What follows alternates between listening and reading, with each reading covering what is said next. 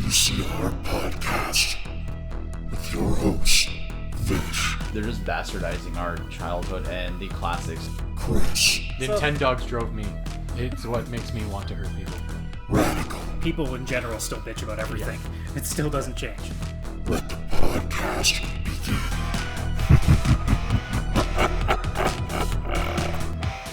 Hello everybody, welcome to the VCR Podcast, the only podcast that radiates itself in the moment the title is spoken. Adam, aka askcsradical, here with you guys. Jin and Chris, Views for Shawls, here with me as well. How is everybody doing today?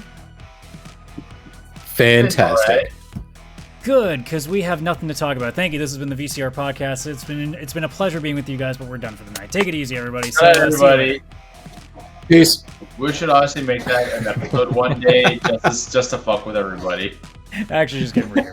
I mean, it almost was just now. I mean, April Fool's Just is clip coming. that. Actually, is April Fool's fall? Damn it, Hey doesn't. It's a Google, Monday. what day is April 1st? I swear to 2021? God, stop using Google on the podcast.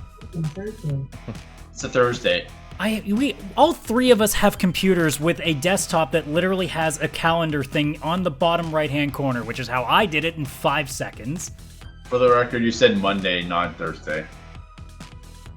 Oh, that's March. Never mind. I'm fucking dumb. Well, either way. I did it again, and it still took me less than 5 seconds, so it doesn't change anything. Oh. You notice how Oh, whenever this I show's prove done, a right? point, Alright. everybody just stays quiet? That defeatism is so sweet. Anyways, so it is the VCR Podcast. It is time for the intro that we always do, which is the high score of the week. I'm tired of going to Vish because I don't want to hear about Breakbaker for once to start off the show. So I'm going to start with Chris for once. So Chris, what have you been doing? All What's your right. high score of the week? All right, well, let me wet my whistle. This is a family show. Is it really? This is a fucking family show. Are you really serious? I have to assume there's. So a mature this warning reminds on me of this that one podcast. episode of the Dick Sucking Podcast. Is that the episode 3 of season 4 of The Boys? It was episode 69 of your mom. It's only been 2 seasons, so I don't think it's that one. Oh, that could be. You just been missing out on the secret season. Anyways, Chris, what have you been up to? I've been playing a fair bit, actually. I've kind of been a little all over the place. I played through and beat a puzzle game called The Bridge. Very simple game. Just felt like doing like a kind of puzzle-like game. Still been playing Tales of Vesperia, which I think was my high score last week. Yep. I've been playing through, and I'm probably pretty close, because this game's a lot shorter than I was expecting. Momodoro Reverie Under the Moonlight. It's like an indie Metroidvania where when you fight a witch, you're actually fighting her tits.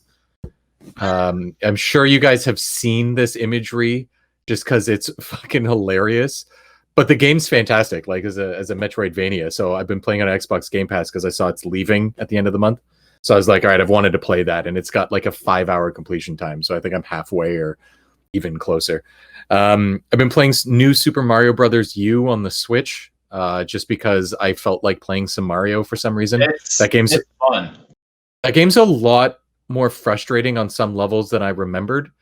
Like I died like 6 times in a row on one level, and I was like, "What the fuck? This is a Mario game. What the fuck? This is for kids. What the fuck?" Is that the one where Mario kind of like has like is like a flying squirrel with like Flying a squirrel, wing? yeah, Yeah, okay, yeah, and it's 4-player and stuff. Yeah, And the game's it amazing. Can be extremely frustrating. Yeah, every time I die, You guys it's my pretend fault. like Mario is this amazingly easy game. Like, Mario 2 exists, right? Like the actual is Mario true.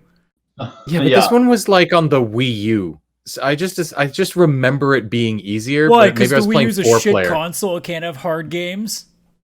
No, I the liked the Wii U. I just think it Mario 3D just World needed way on more the games. Wii U was one of the few Mario games that actually made me full out rage. I got Like- curious because I think you said that on one podcast, and I looked it up. It isn't even in the top 10 hardest Mario games, so I think you just suck. I'm just going to go with that No, one. it's not an easy I bet game. you I'm gonna suck. Well, we'll find out when Chris ever gets the Switch version that has Bowser's Fury, and we'll see what he says about 3D World. That's actually why I started playing through this U version of New Super Mario Brothers, because I haven't played that yet and I own it. So why am I going to buy 3D World? So I better beat this before I eventually get 3D World. So I will get there. I do want to get it. Yeah, I've been playing through that, and I think there's a couple of little Fall Guys stuff like that. But The main highlight of the week, somehow I also managed to fit this in this week, and I finished it, which is why I'm finally ready to give my little bit of a review and highlight, is Doom 2016. Yes, I'm 5 years behind everybody, apparently, because of my stupid backlog. I remember buying this game for myself on my birthday in 2017 on sale, on a Steam sale for like 10 or 15 bucks, because it went cheap because it was like a year old. So I've had it for that long, and I still hadn't played it until recently. However, I'm glad I did wait, because playing a game like that at 120 frames, mouse and keyboard and that kind of stuff, now that was a game meant for like PC with the better monitor and stuff. Holy shit. I'm sure with the lighting in the background, it's just a lot of red. Well, man, so it's fantastic. Game, like, so it is a lot of fun, but there is no substance at all. Like, you could have literally no dialogue or story in this game, and nothing would change.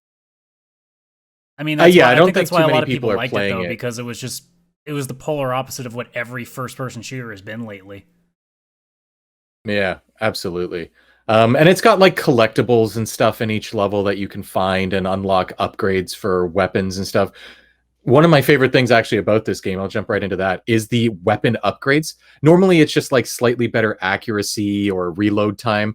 No, here it's like you have a shotgun and then your first upgrade adds a fucking rocket launcher to it, which just has like a cooldown. Awesome. Like, as soon as I saw that, I was like, all right, this is going to be fucking awesome. And yeah, it was. I couldn't play it all at once because I was getting a little bit of motion sickness from playing it. I sometimes get Can that you with imagine first playing person that game shooters. in VR? Holy fuck. God. That would actually fuck you up. Yeah, it would definitely fuck you up. But like, as you just saw on the stream there, it's got like the glory kills and stuff when you stun enemies. And you have to, like, they encourage you to do it because if you kill enemies with the glory kill, they drop health. So that's the main way that you actually keep giving yourself health throughout the game, is killing something, but just stunning it and then doing a glory kill on it, where you like grab its jaws and rip it open and shit. Oh man. This game, it's first person shooter wise, has to be one of the best ones I've probably ever played. I mean, I like first person shooter score, I'd have to give this like almost a solid 10, like probably a 9.5. Because I have a feeling I'm going to play Doom Eternal and it's going to just like up the ante a bit. I'm going to be like, so all right, it's a never 10, mind, but you're leaving room because you know there's probably something better coming. Yes. Now, this is not a 10 out of 10 video game in general, just because it's really, if you don't feel like shooting demons and watching them explode in Mars and Hell, I mean, you're not going to get an amazing story. You're not going to get, different types of gameplay. The different types of gameplay is, do you want to rip this thing's face open with your hands or like shoot a rocket launcher down its mouth? Like, which one do you want to do? It's not much variety, but first person shooter wise, this is hands down probably the best one I think I've played ever to date. And I played through BioShock. I've played through Wolfenstein, all these different ones, right? And this one is just, oh man, it was beautiful. And yes, as Adam, as you'd mentioned, the lighting, the LCD lighting behind the monitor in this game was also the best I've ever had. That must have been fun to see. Yeah, my favorite up to now, oddly enough, was actually Fall Guys, because it's so colorful and the colors just end up behind the monitor. So it's the blues and the yellows and the pinks and the purples or whatever the heck Fall Guys has got going on. This, it's mostly just red, but like with hints of yellows and stuff. It's so red, as you're playing, and then darker red, and then even darker red, and then it's really bright red again, but then it's really dark red when I just destroy something again. Yeah, when you do a glory kill and you like punch something in the face and it explodes, it actually does go to a darker red, and my wall would go from like a light Mars/Hell background red to like blood splatter on my wall. Sorry, I got caught on my mic there. I'm getting way too excited about Doom. Yeah, he's so excited he's back fisting his fucking microphone. Yeah, exactly. Chris, stop fisting your phone. I'll try. It actually got a little quiet. There we go. Yeah, but it's just like such a fun fucking game to play through. And then I got a little interested in the lore, because this is the same Doom guy or whatever Doom Slayer or whatever the hell you want to call him, Doom Marine from the old Doom games from like the 90s. They've just things got different because in that one it was just like you're a Marine on Mars and they're working on opening a portal to hell for like getting energy or some corporation bullshit, and then you're the guy who kills all the demons. Here though, the game opens up with you wake up out of a tomb and then your armor was in a different like casket, like rock fucking crypt tomb, and then you like put on your outfit and you go and you find this owner of the corporation who's actually a guy who transferred his consciousness into a robot and all that shit. Like, it's so much more complicated all of a sudden. It's like, what the fuck's going on? Isn't this just the guy who's a Marine and it's demons, go kill them? So they've added some backstory, which interestingly enough they did not answer in this game. They gave you like codexes you could find and then more information on the story.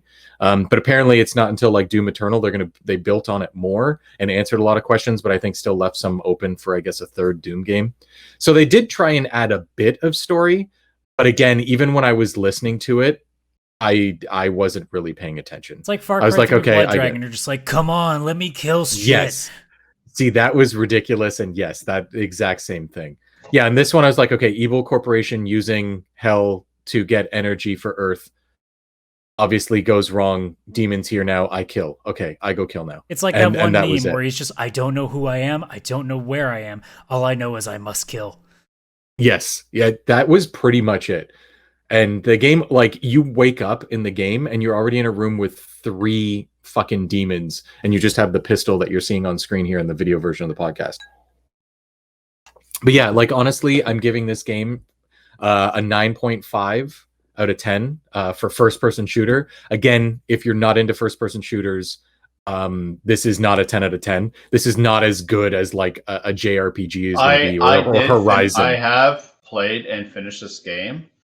For myself, I would definitely give it probably an 8 out of 10. I mean, yeah, for me, like if you're, it was fun. So go ahead. You were just finishing a review. Go ahead and do it. I was going to say it is a lot of fun, but there really is no substance to it. There wasn't like any engaging like story. There wasn't like any like strong character development. There wasn't like really anything to keep you like hooked. It was you go in a room, you kill demons, and you go into another room and kill demons, and there's somewhat of a story. Well, that's the argument that you make, is that Doom wasn't meant to be that kind of game. So for me, I really didn't enjoy Doom all that much, and that's not because it was bad. It's just because I think when it comes to shooters, this might just be specific to shooters, that's my guess. I think if you go too far in any direction, whether it's the really arcadey, just over-the-top shooty stuff, or the really realistic stuff, it's always too boring for me. So, like, the realistic side is just dull. There's nothing to it. It's agonizingly, like, annoying, because I can't imagine that there's a reason why you would never get a fully realistic World War I game, because it would be so boring to play. Because you'd be spending way too much downtime, like, or not even like World War I, like American Revolution, like musket stuff. You'd be bored as hell playing that game. Yeah. And it would be painfully racist. That's not the point. The other way is if you go as far as like Doom, it gets too fast. It's really hard to get a wherewithal of where you are. And I know for some people that's not a problem. I think just for me, I'm so used to being the tactical shooter guy that like I am more of a Call of Duty battle. Not like I wouldn't play those games out of my way now, but like you throw Destiny and those kind of games in there. I'm more of I can go quick, but I want to be able to have enough time to at least like look ahead and be like, all right, I'm like a few steps ahead. Doom, you just go and you just keep going in one sort of a line and just you never stop. Like the game actually doesn't. You're actually given crap if you stop to take a second at any point in that game. You're basically expected to never stop moving. Yeah, 100%. Yeah, I only remember one weapon getting like even a sniper scope, and it wasn't really even a sniper scope. It just was a bit of a zoom, and it was this giant plasma cannon that was not meant for sniping. It was just like this, but it let you zoom in probably to witness the kill. That one is a little annoying to use. I did enjoy that one. It basically just comes down, at least for me, that it was like, I felt like I was getting not motion sick, but to the point where I'm like, man, I can't keep up. And it's probably something that if I spent enough time with, it would be fine. I would have adjusted. But from an earlier standpoint, I'm just like, man, like, if I wanted to play something where I kill a lot of stuff in a shooter, I can just play a Call of Duty and I get my money's worth. Yeah, it's not going to be as gore-tastic as a Doom game, but at least I have the chance to be able to hold a weapon and be like, all right, I have at least a quarter of a second to look down sights and take the shot, rather than just spray and hope to God I hit like 4 things that I need to hit. Yeah, and the thing is, you're both right with this. It's kind of like of the three of us, I'll have like a different opinion where it's like pretty low score to like an 8, to like almost a perfect 10. But it makes sense because my review is kind of like, if you love a first-person shooter that is just constant explosive action, this game is a 10 out of 10. If you're looking for story and development, something like a Horizon Zero Dawn kind of level of gameplay and everything, hours of play, story-wise, everything, this is not going to be it. And this game's going to more feel like probably a 7 out of 10 compared to that. And if you're not into first-person shooters, especially fast-moving ones, this game's going to be a 0 almost for you. Like, you would have nothing that you would enjoy. Now just to piggyback off of how much you love this game, I think you should take a look into a game called Ultra Kill. That seems like something right up your alley. It does, yes. I played through this game because I know Doom Eternal's on Game Pass, and I want to play it on there. I'm not sure. I know that Microsoft bought Bethesda. I don't know if it's going to be on there for a year or forever. I don't know, but I figured I better not risk it and play this one so that I can then also play the sequel as soon as possible. So, but yeah, like it was a lot of fun, but again, it was just very cool looking graphics and explosive fun action that, I mean, you'd find an action figure of the Doom guy, and like that was also a huge highlight. Like, just finding the collectibles was a lot of fun because it was like, have you finished it yet or no? Oh yeah, I'm done. Yeah, I played through. Okay. Yeah, I played it through on normal mode. Took so many screenshots just because something would come out or something would explode, and I would take a screenshot because I'm like, I have to. Like, I have to fucking look back at this. Were you okay? So one part I had difficulty in, and this is a 5-year-old game, so it's not a spoiler anymore. Getting the BFG. Like, I had to YouTube how to get the BFG. Did you figure it out right away, or did you have to? So I went in the room. I went into the room where the BFG weapon was. I didn't know what was happening because it was like, oh, initiating security protocols. So I stood there. I saw these red lasers come down, but they were around where I was standing because I stood on the roof of where the gun was. I'm like, oh, I guess I just stand here. And then the lasers closed and killed me. And it was like, okay, obviously I need to figure out a spot I can stand until the lasers are gone. I immediately went in, stood on the edge of the wall where I saw there was a little spot to stand. And when the lasers were coming down, I saw they had 4 glowing things you could shoot. So I shot the 4 of them, and so I got it on my second try. I didn't catch on to that. So for me, like, I died about like 8 times before I YouTubed it and realized, I got it on my second try.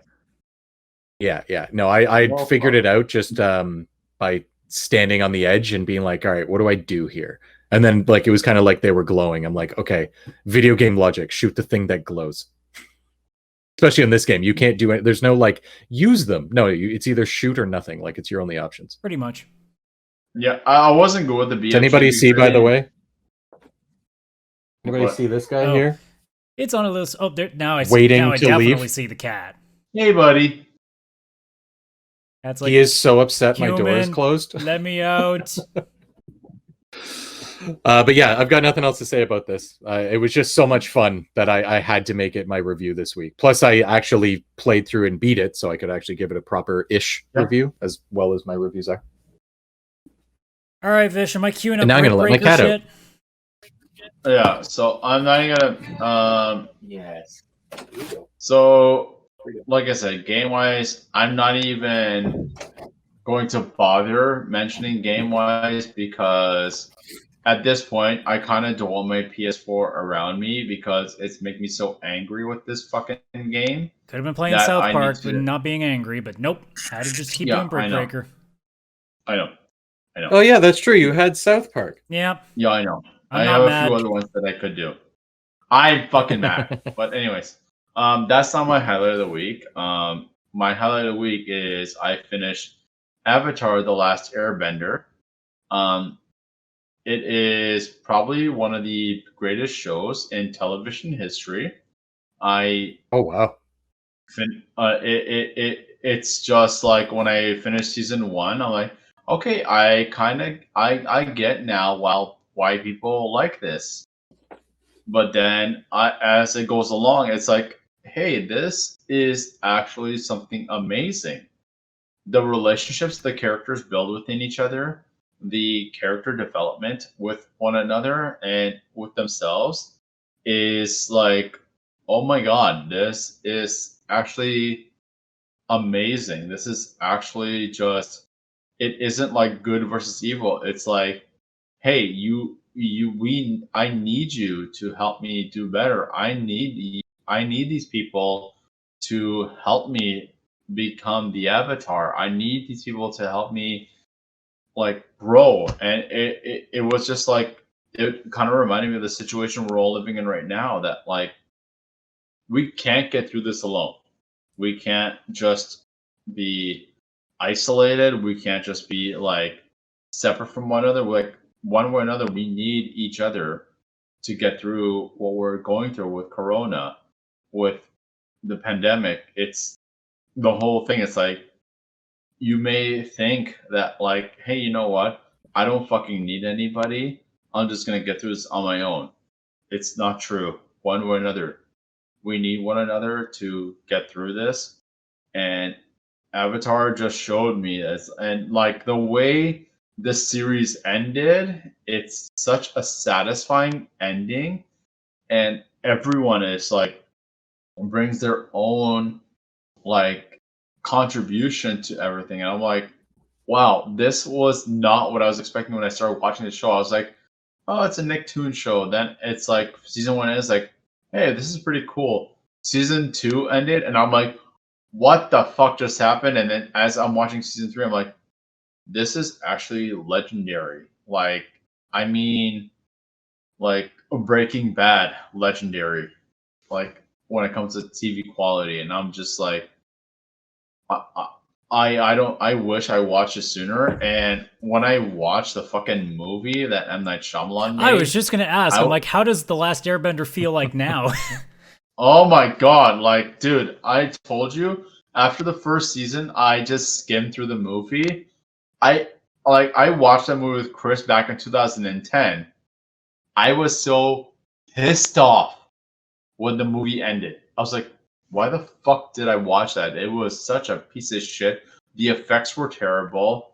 And then it's like, I watch it after watching the first season. It made me even more pissed. Like, for example, I'll just say this one character, Appa, who was he's known as the Wind Bison. Chris, I think you would love this show. I think you would skim through this in a week. Oh, I know I would. 100% I know I would. There's Appa, like there's this one episode, and again, this show is the finale was over 10 years ago. And Appa, he's the water bison, and there's this one show where he got kidnapped, and this is a fictional show. It's an animated, but the animal cruelty that happened to Appa in this show actually fucking breaks your soul. It's not like, oh, poor thing. It's like, oh man, like I actually kind of want to cry right now. Like you build such a connection to these characters watching it. It's like, especially with someone like Appa, who's like basically a giant adorable sheepdog. Like what he went through in that one episode, like PETA actually, or Humane Society, like an animal activist group gave an award for the show depicting the animal cruelty that he went through. And it was painful to watch. I'm not even exaggerating. Like, I'm not even just saying this. Like, it was actually painful to watch. That, like, I was just, I don't even know how I could watch the next episode, but like, it's such a well done show, such a well done series that I don't know why I didn't watch it earlier. And frankly, fuck you, M Night Shyamalan, for even attempting to make a movie about this. I don't know if it's your fault or if it's the producers and studios' fault, but it's everybody's fault. They're all accountable. Yeah, no, it pretty much is, because he pissed on the source material so badly. And again, when it started, I'm like, okay, it's kind of fun. But as it ended, I'm like, this is literally arguably the best animated series that's been ever made. And I'm saying this even above Batman, the animated series. And Wow, that's big praise coming from you. We all know how legendary that show is. So really, that was my highlight this week, was finishing Avatar: The Last Airbender. If you haven't watched it, go watch it. Chris, I think you would love this show.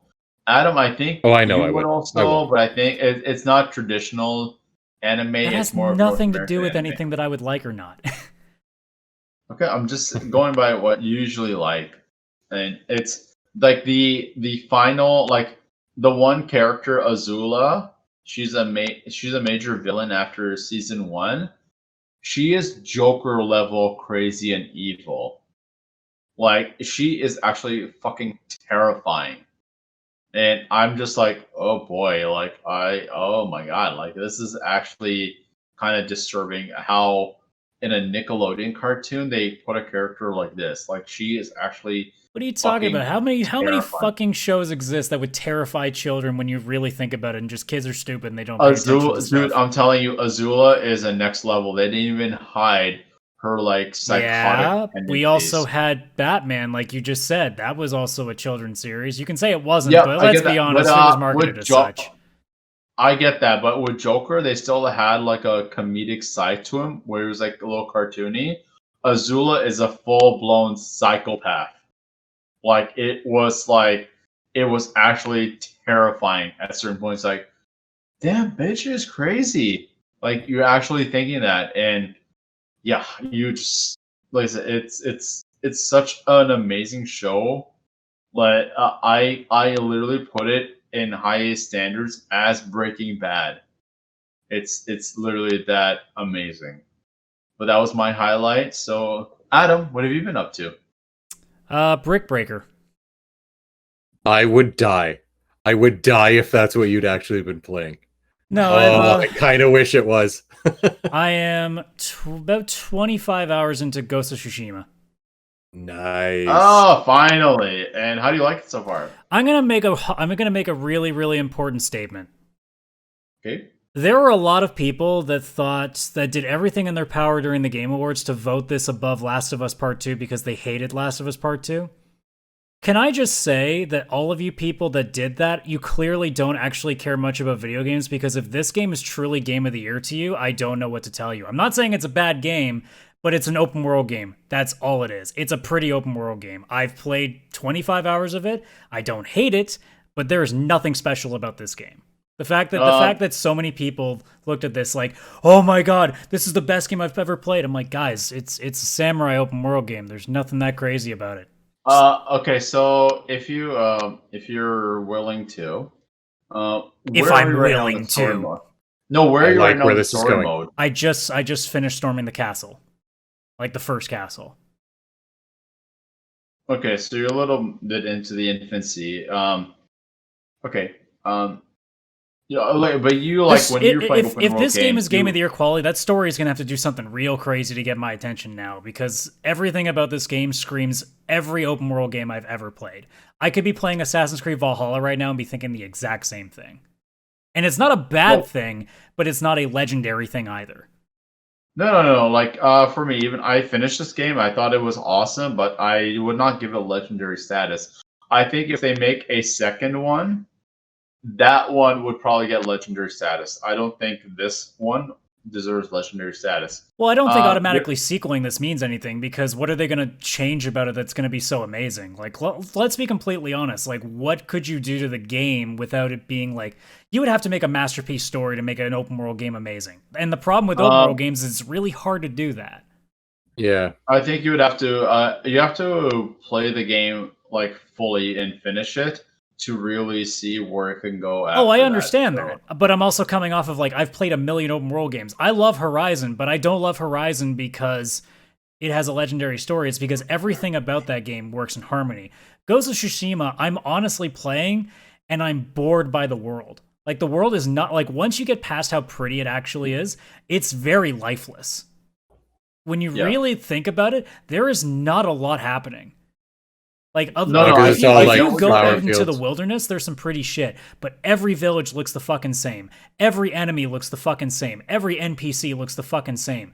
There is nothing unique about this game apart from its setting. So there's this one part where one character is killed in front of you. And at that point, I felt the game changes completely. I can get the feeling who that person's going to be. So, I'll wait for that when it comes.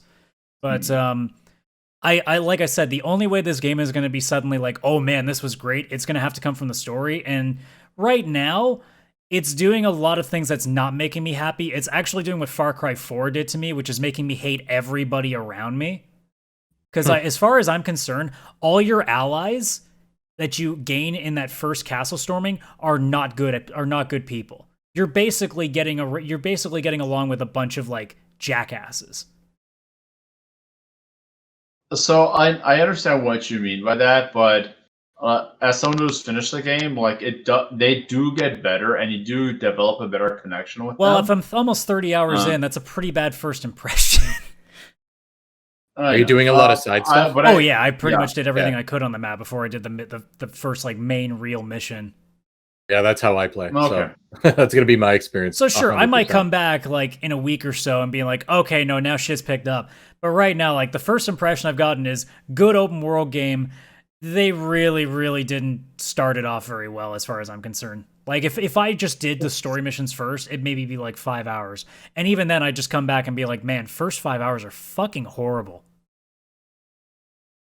Okay. No, I get what you're saying. It's like I said, my biggest thing is like I found the overall story missions were amazing, and the game itself and all that part. I just found the side mission stuff was painfully repetitive. So an open world game. Yeah, That's basically it. Do you like you said, like when I remember how the joke was is like, I hope there's a pigeon level like there was in Spider-Man. Like, if you follow the canaries, Yeah. they'll take you to Well, a of certain course I level, know so- that. The game fucking reminds me like 1,000 times. Like and even like the It's fox funny. levels, it's like, ooh, a fox. I'm gonna pet the fox after. Like, I mean, the only real It's fun funny, that I've both had in of the your- game, like, overall, has been when I'm trying, like, especially later on once I started unlocking more abilities, being a ghost is way more fun than being a samurai. Way more fun. Oh yeah. Oh, God damn, it's fun being a dick and just stabbing people in the back of the head. That will play into the story later on. Oh, I know. I can't wait to kill this one guy because he keeps telling me I'm a worthless piece of shit because I'm not doing things right. And I'd be like, Yep. It's like, okay, dude, I guess I'll see you towards the end of the game when I have to put a knife in your throat. No, I'm telling you, like it. I know what you mean. Like I think you're a lot into the game, but maybe not much into the story itself. I've had more than Yeah. enough time to get a sense of the gameplay. So, like I said, the story is the only thing that it's got left to really do to me. Because I mean, I've already finished unlocking like half of the abilities, I think, at this point. So I'm already at a point where my character is almost doing everything that I want it to do. So, yeah, it's just basically me killing shit, and killing shit can only get you so far before I'm like, all right, what else you got? And every time I've done a story mission, I'm like, okay, I hate that person. Why can't I kill them? Yeah. No, I know. I literally know what you mean. It's. I will say though, as much as I hate Ishikawa, he's still Jules Pierre Mao from The Expanse, so I can't be that upset. Which one? Oh, yeah, you were mentioning he was in that game. Yeah, he's the archer guy, Vish. Oh yeah. Also, It's funny, side note both about Tsushima, I'm really mad that I can't play with the Japanese dialogue because the lip syncing is so horrible. Is this what it's like for people outside of America, like outside of an English speaking country, getting a crappy dub version of a movie? Is that what that feels like? Because it's horrible. Dude, I watched a clip of The Incredibles dubbed in Hindi. The audio was done professionally. The lip syncing. Well, they don't do it. They try their they best to mimic it, but it's impossible. Yeah. But like, Yeah. it sucks because I played about an hour with the Japanese dialogue, and then I switched back just to see what the English was like. The Japanese is so much better. It's so much better because it fits. Yeah. And the expressiveness of the Japanese dialogue is just so much better. I don't know what it is about Japanese, but goddamn, do voice actors in that language really turn up the emotional value to things? Do you are you Yeah. able to follow the subtitling pretty decently? Here's the problem. if I wanted to stick with the Japanese dialogue, I basically have to only look at the bottom 10% of the screen, because if I look at the face, it's jarringly impossible to stare at. And the problem is you want to see what's going on in the scenes, but you immediately get stuck on, you're fixated on the mouth that is nowhere near close to what the person's saying. It just fucks with you. So I had to switch it back to English. I just couldn't do it. Oh, so the Japanese voices aren't synced. Yeah, it's not synced at all. And I would rather listen to it in Japanese. Yeah, I thought it was the other way. Oh, that sucks. Yeah, because I wanted it in Japanese with English subtitles. I really wanted to, and I tried really hard to look past it, but every time I try to keep my eyes up because I want to see what's going on in the scene, it'd be like watching Kung Pao, but in the opposite language. But I mean, I've talked so much shit about the game. I honestly do enjoy playing the game. It's a nice time sink. It's a lot of fun to go around and wreck shit. It's just, again, I've seen a lot of people make a case on, like, this is a GOAT game, and I'm looking at it being like, dude, like, this is just another open world game. This is really an Assassin's Creed game with samurai. Let's not kid ourselves. The only really amazing thing about this game is Jin's ass in the hot springs. Let's be honest here. It's a nice ass. Go on. The only thing I'll say gonna put a bad one in is there. I will don't get me wrong. When I played The Last of Us 2, I wasn't even joking that I don't even think I had fun at all playing it, but it was a masterpiece based solely on storytelling and like emotions. Like you were like the way you never felt that way playing a game ever. In my opinion, maybe with you, oh, Trails, I want to kill some motherfuckers. Oh man, that's the other problem too. The main villain so far in Tsushima, I have no problems with.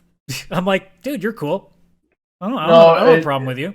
I'm sure it's going to change, but right now I have more problems with the people I'm allied with than I do with the person I'm supposed to be fighting. That'll get better. I'm sure can tell it will. Like, it's just like I said, if in the first 5 hours of a story I hate my allies more than the villains, that's not a good start. Usually that'd be a quitting point, but because my backlog is a little bit thin, I'm okay with playing this game more. No, I know what you mean. It's but like again, I'm just going by like my experience with it, and it's you know what? I'm gonna wait until you get to this one. I was gonna say, stop trying to talk to me about things that I don't know about. That's just not gonna help. Yeah, I don't want to say anything. Yeah, and make sure I'm not there because I want to play through this and I don't want spoilers either. So spoiler, Chris, you kill people. You kill that. You kill this one guy. Oh man, you kill him good. Oh my god, it is violently. It is violently satisfying. It is not violently satisfying. I will push back on that. If you're not doing the assassination kills, it's not satisfying. You should be cutting some motherfucking limbs off, and you don't. Okay, that's the one thing I noticed in a lot of games. This game needs Assassin's Creed Valhalla level fucking gore. Holy shit! I don't understand like why you can like swing a fucking katana at somebody. It's like you slice and there's a lot of blood, but nothing falls off. Yeah, no, that's my. If there's a real complaint I have about this game, it's that. It's the fact that you can cut a motherfucker up and nothing happens. There's just a lot of blood throw splatter. Sticky bombs on a guy's chest and he just suddenly has a red mist around him. That's it. Come on. So that's that was one thing that I had an issue with Call of Duty Modern Warfare series. It's like I would shoot someone with a fucking rocket launcher. There's a lot of blood, but their body's intact. Well, the reason for that with Call of Duty is because they wanted to make it a T-rated game because they want to get within the censor. Yeah. They were M-rated. Or were they M-rated? Okay, well then fuck them. They're dumb. Yeah. It made no sense. Maybe they just couldn't at the time. No, they totally could. Bullshit. Brothers in Arms existed. Black Ops. Brothers in Arms existed. Series, in the Black Ops series, if you shoot some motherfucker with a shotgun, you can blow an arm off. So why can't you do it in fucking like the Modern Warfare series? Because it would require Activision to put in effort. We all know that. Oh, okay, fair enough. Speaking of Call of Duty, just because we were talking about it for a second, apparently the rumor is the next one's going to be a World War II one again. Which I'm totally fine with. Oh, interesting. I'm like, cool, whatever. But I feel like at this point, I don't mind a Tsushima. I'm talking a lot of shit about it. It's just because I really put a bad value on it because so many people acted like it had to be Game of the Year because they were hating on Last of Us. And again, I don't even care about Last of Us. I just look at that and be like, really? This is the game you guys wanted to push? It really sounds like to me like it's the only game you thought had a chance against it because clearly Clearly, Hades. By the sounds of what Hades is, it sounds like Hades is way better than this. Yeah, Hades is, from what I've heard, basically should be game of the year, which is crazy because it's an indie game. And looking at the video of there from Ghost of Tsushima, it definitely does just look like an open world game, like a great open world game. You can get some amazing like Assassin's Creed. visuals, but you're not feeling like anything. Like the wheel's not being reinvented with this game. No. The only thing that we mentioned like it when Vish was doing his review is that without a HUD, the game it's so much easier to enjoy what you're around. Yeah. Yeah, I think that like those are the kind of things that were upgraded in it, but again, that doesn't make it game of the year. The combat really isn't that different. The only difference is instead of countering everything, you just switch stances so that you're better against certain things, which I actually don't like a lot. You switch between 4 stances. One works against swords, one works against spears, one works against shields, and one works against like big dudes. And it's like, it's basically a put this on and you're gonna suck mode. And I'm like, that's not fun. Like, that's not actually fun. Like, because I don't parry very well in this game. I try to parry, which is a proper counter. The timing is way too perfect, in my opinion. It might just be I'm terrible at it. It possible. But like with Assassin's Creed, you have a pretty decent window to counter stuff. I feel like it's way too pinpoint accurate in Ghost of Tsushima, so I've basically put no points into it, and I just rather slash the shit out of stuff. The dodge roll is just more useful at that point. Yeah, absolutely. Yeah, it definitely looks like a game I want to play through, but it looks like it's Japanese Assassin's Creed. I'm glad that I didn't go in with high expectations. The only expectation I went is like, okay, a lot of people use this as their placebo game of the year. Let's see what it actually is. And I've played it and went, yeah, it's a good game. Perfectly manageable. Yeah. I got no problems. Well, I got problems, but like I don't have like this game fucking sucks level problems. No, it's just like there are nitpicks. That's about it. Yeah. I still look forward to playing it, but oh, for sure. I can get there once I'm done. What do you look forward to playing to? Tsushima. Ghost of Tsushima. Oh, okay. Yeah, just finishing it off. But then, speaking of nitpicking stuff, Nintendo Direct. As a guy on the outside, and I'm gonna say this specifically as a guy on the outside, I wasn't wowed by anything. There was nothing that made me go, oh, damn, that's fucking cool. The Game Awards had the best fucking Nintendo announcement in the last 3 months with Sephiroth being in Smash. That's the biggest Nintendo announcement we've seen so far. Shit. Yeah. So, like, I don't know if I get this right, Chris, but, like, I can summarize Nintendo Direct in 3 things. 50% remakes and reports. 25% indie stuff that is 25% like either indie or Japanese stuff that's way too like out of the realm for most people, and then 25% I would imagine, and then 25% not Breath of the Wild 2. So yes, you're accurate. I'm not too far off.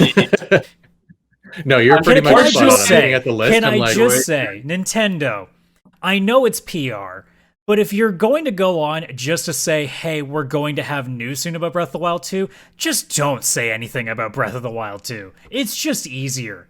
We know it exists. Just tell us when you got something to show. You're basically just saying, hey, guys, you know what you're here for? Come back later. Unfortunately, I think that's Japanese culture. Oh, no, I think it's Japanese Japan does a culture lot of like, hey guys, we got news about this, but not yet. Japan does that a lot. I just can't fucking stand it. Not even from a business aspect. It's just I can't. It's like, guys, like I wouldn't go up to you and be like, hey, like you wouldn't go to a pizza place and then like you order a pizza and then within 2 minutes the guy comes up to the counter and be like, hey, you ordered the meat lovers, right? I'm like, yeah. Oh, well, we're thinking about making it. That would be annoying. Okay, so unfortunately, he's apologizing. I actually have to agree with Adam today. We know that it's done for PR purposes, but let's be completely honest. No one doesn't know about if you are paying attention to a Nintendo stream, you know what Breath of the Wild 2 is. You don't need PR. Everybody and their mothers are waiting for that announcement. Okay, give me 5 seconds. Besides the fucking the Mario. It's taking Golf you 5 seconds just to think about what you were going to say. I know. Besides Skyward Sword and Mario Golf, there was nothing that blew my mind away. Oh no, Like, Splatoon 3 is cool for those that actually own a Switch. So there's really 3 things. Well, Splatoon, like I've I had never a couple. played any of it. Like, are they? Chris, you have a Switch. How are they? I've actually never played Splatoon just because I've played them. it's Honestly, they're like the most fun shooters you will play. You just can't play them for very long. Yeah. It's not a game you would play that long too. At least in my opinion. I imagine. When I played a few rounds online, it's fucking fun. But after a couple of rounds, it's not like Call of Duty or like Destiny or anything like that, where I'm like, man, I could do this for a while if I'm with people. I don't think I could do that forever with Splatoon. I think it'd be something that's like cool to pop in, like Destruction All Stars that I've been playing like here and there with the Burnout Battle Royale thing. That's something you can come back to and just kind of play a couple of rounds in. Obviously, there's people that play every game a massive amount, but I think for the average person, I don't think it's a play like for half your day kind of game. I imagine it's pretty not, cool. But yeah, it's Nintendo's esport, I guess is a way of the putting it. closest they have to something. Yeah, it's the closest thing they'll have to like an Overwatch. I remember when Chris, back when it came out, the Skyward Sword, he said it was a 10 out of 10. But we'll get to Skyward Sword. Let me do this in order. we'll actually go with Skyward Sword when we get to it. Okay. Yeah. So we don't go way out of turn here. So all the announcements in order. They brought in Pyrrha/Mithra from Xenoblade Chronicles 2. That's going to be the next Smash character when Sephiroth comes out. I mean, again, if you're not a big Switch person and you're not really big into JRPGs, this means nothing. It's just another cool sword character. You'd almost think it was a Fire Emblem character with fucking sci-fi armor if you really thought about it. Because it's just I'm really glad it's another big booby, like red-haired girl with a sword. I'm really glad it wasn't a Fire Emblem character. I'm done with them forever. I love Fire Emblem, but how many are there? Like 10 of them in Smash. Not enough. Not enough. Yeah, we need more. No, there's enough. It's like Final Fantasy. You could really throw like 45 fucking characters in there. We need at least one Archer Fire Emblem character. Come on. No Yes. more. Yes. Just we bring need an Rebecca. Archer from anything else. Anything else. We need What about Virion. Archer from the Netflix is it series Archer? Virion Video? I can't remember. I think it's Virion. Or Yeah, Henry what- Cavill from Archer. You want to blow the fucking video game industry away? You bring in Aloy, and that's your Archer character in fucking Smash. Fair enough. And then holy shit, I mean, the rumor was going around for a while that Doom guy was going to be in it. that would be cool. Now that I just played Doom. And Smash Brothers, Yeah. I don't know if they would allow that. If they would allow it. Yeah, they would. Yeah, they Well, they allowed have Banjo Kazooie in there. There's a And lot. Snakes. There's a lot of characters. Bayonetta's in there, and Bayonetta is literally a sex symbol. And Japan hates fucking like, Oh yeah. or no, sorry, not Japan. Nintendo hates a lot of sexy shit on their console. A bunch of ports, Fall Guys going on Switch. That's a big one. That would be fun as hell to play on Switch. That I'm so excited for Fall Guys. If it has cross progression, I would absolutely grab it on Switch. I would and hope so, fucking but I mean, PS5. considering that it already exists elsewhere and it isn't, I would assume no. No, I don't. It doesn't. No, they'd have to do an update later. I hope they do, because then I'll pick it up on everything. Outer Wilds, which Literally. I still have to get around to playing. That's something I still got to apparently go after. Yeah. Then I've there was wanted the to try weird. that. Then we got into the weird Japanese shit. We had Famicom Detective Club. No, I was very upset when I heard that name. I went, "Wait, is this going to be like a Hatful Boyfriend thing where you're going to be playing as an NES console that's like got a detective hat on and you're trying to solve mysteries?" No, it's just it's a random anime visual novel. I'm like, okay, fine, whatever, no big deal. I like your idea better. I know, really it would like have been your so idea much better. better. I mean, come on, KFC got Holy in on the shit. fucking visual novel stuff. Why can't Nintendo get a console in there? That is a. There good is a point. game That is series good out point. there that's literally about like anime girl video game consoles. I think it's called Hyper Dimension Neptune or something like that. Neptune. Oh yes. Yeah. So Neptunia, it yeah. exists. That already exists. Nintendo just needs to brand that shit. Come on, Nintendo. I'm giving you good ideas here. Just like another idea that you finally did after like us telling it 1,000 times on this podcast. But we'll get to that in a minute. Samurai Warriors 5, basically more hack and slash stuff. I'm sure that's cool. A side note, speaking of a hack and slash Dynasty Warriors like thing that also have a 5 attached to it, Persona 5 Strikers is now available. Is on Switch, is on PlayStation. I think it might be on PC as well. I don't understand how this game has come out on Switch, and I would have put money on this direct showing that Persona 5 was coming to Switch. The actual game that, this other side game that they put out on the console is based on, but no, it's still not. Because I've seen the reviews for Persona 5 Strikers. You need to play Persona 5 to play that game, because it doesn't help you with the story aspect. So I'm really confused as to why you put this game on Switch and you don't have a deal to get a port of the kind of really important story that goes with it. But Nintendo, it's weird. Yeah, I think they have Trails 3 and 4, but they don't have 1 and 2 still. If I'm not mistaken. No, they don't have 1 and 2. Remember 3 and 4 only. I think it was when, was it Mass Effect that went to PlayStation 3 and they didn't get 1 and 2 right away? They just had 3? I'm trying to remember if that was the case too. It's just, every time something like that happens, it weirds me the fuck out. Wow. It's like, why would you put a somewhat of a sequel or a straight up sequel onto another console without giving them the prior games? It's almost like the games industry just assumes you are spending $1,000 on video game consoles.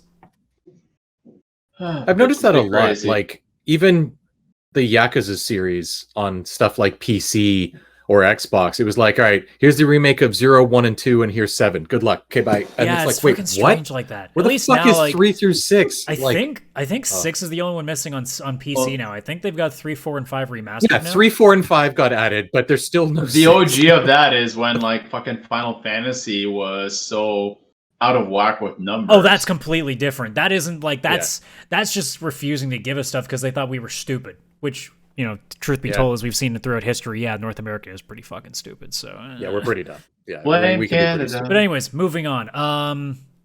They're remaking Legend of Mana. That's cool. Whatever. No big deal. Monster Hunter Rise is out next month. If any, like, I know at some point when you get around to playing Monster Hunter World on PlayStation, Chris, I definitely got to go back in and play that with you. That's a fun fucking game. Monster Hunter games are legit fun. I've never played a Monster Hunter game, and I've wanted to for so long, so I'm excited. That would be a game too that, like, I hope if I ever find it cheap, I'll even buy it for you, Vish, because I think that's a game that we would all have a blast, like, failing endlessly at. Just trying to fight a giant dinosaur and getting our shit pushed in. That sounds amazing, and I'm totally down. You know what else sounds amazing, and we're all totally down, except for me because I don't own a Switch. Mario Golf Super Rush. Yes, that looked awesome. That looks awesome. That's what I need in my life. Stupid fun. Whatever when they show that little. So I didn't get to see that trailer, but for one thing, like Hot Shots Golf is the most fun and frustrating game ever, besides Brick Breaker. It just like Brick Breaker's not that fun. No, it's not. Wait, Brick Breaker's fun? That's news to me. Yeah, I know. No. But at least it's fun for a bit. Like this is something like it's just like you could just play for fun.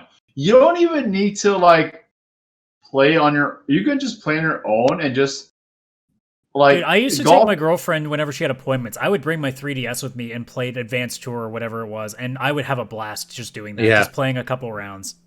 Yeah. Such a good game.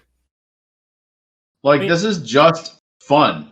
I hope that because now that we have a tennis game and a golf game, I hope that they're like taking this as a point and be like, yeah, no, you guys were really good at making these fun sports games. Like that stuff was always cool. I would love to see more of that shit.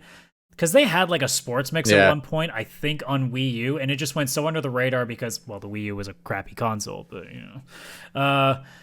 I think that like it really does show that like there really is a market out there for not realistic sports games. You know, as we've seen, like, obviously, Vish, you've played, like, Super Mega Baseball with me. Like, there's games out there that can do, like, sports without having to be just ridiculously, like, oh, it's the closest thing to the real thing. It's the whole thing, besides Adam Trump. None of us enjoy Madden, but it's like, bring back NBA Jam, bring back, like, NFL Blitz, bring back Blades of Steel, bring back Hot Shots Golf. Like, this shit is just fun. Like, also, there's a story mode in this game. I want to play a story mode where I get to have be a legendary golfer. I want to do the story mode. Yeah, I want to do the story mode too. And that speed golf where all 4 of you are golfing at the exact same moment and then you have to chase after your ball and it's more of a race.